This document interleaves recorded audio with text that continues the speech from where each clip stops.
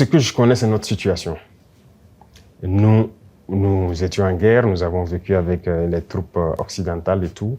Nous avons vu et nous avons décidé de nous séparer de ces troupes-là parce que ça ne cadre pas avec la lutte. Au contraire, ça amplifie le phénomène. Les autres pays qui sont séparés, je ne peux pas me prononcer parce qu'ils se sont prononcés pour se séparer. Mais après, le président Macron a dit que c'est lui qui les a dit de trouver la formule et tout ça.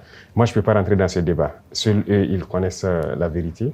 Mais une chose est sûre, on ne peut pas parler de souveraineté et avoir une armée d'un autre pays sur notre sol qui nous dicte ce qu'il faut faire. L'économie, l'éducation, tout le développement d'un pays est basé sur l'armée.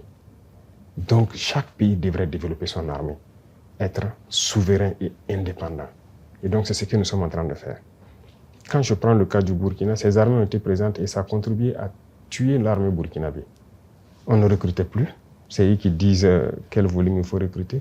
Il n'y avait plus d'armement, d'équipement et tout. Même les années 85 sous Sankara, on était mieux équipés que 10-20 ans après.